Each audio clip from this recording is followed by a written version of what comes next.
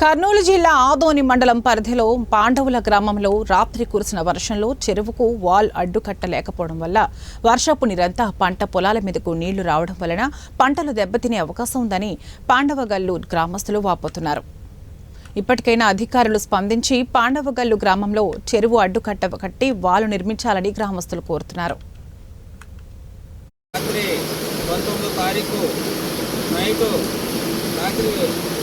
వర్షం వచ్చింది, భారీ వర్షం వచ్చింది. అయితే చెప్పుకోవాల్సిన విషయం ఒకటి ఉంది.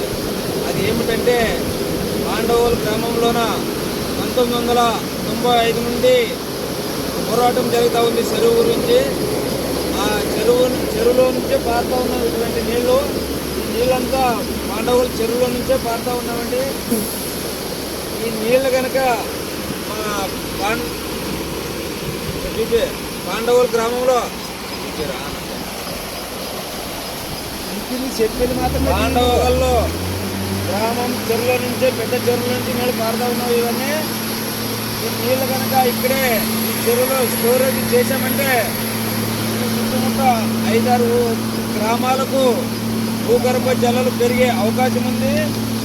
బావులు అయితేనేమి, బోర్లు అయితేనేమి, పశువులకి తాగే నీరు అయితేనేమి, ఇక్కడ దగ్గరలో ఉన్న దాదాపు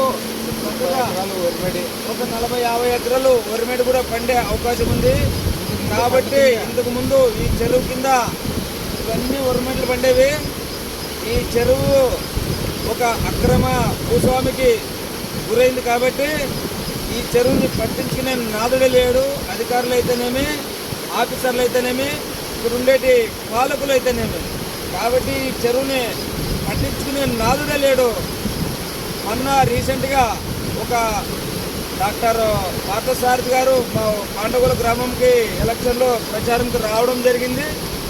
కాకపోతే ఆయన వచ్చి ఏం చెప్తున్నాడంటే, మీ ఊరికి నేను గెలిచిన తర్వాత వారం రోజుల్లోనే మీ ఊరు చెరువు పరిష్కారం చేస్తానని చెప్పడం జరిగింది.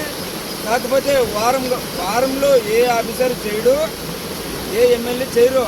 కాకపోతే ఒక నెల 2 నెలలు టైం తీసుకొని మా ఊరు సాగు ఆపి కనీసము వాటర్ రాకోకున్నట్ల, బయటకు రాకోకున్నట్లు అక్కడ అడ్డేసి ఉంటే ఈరోజు చాలా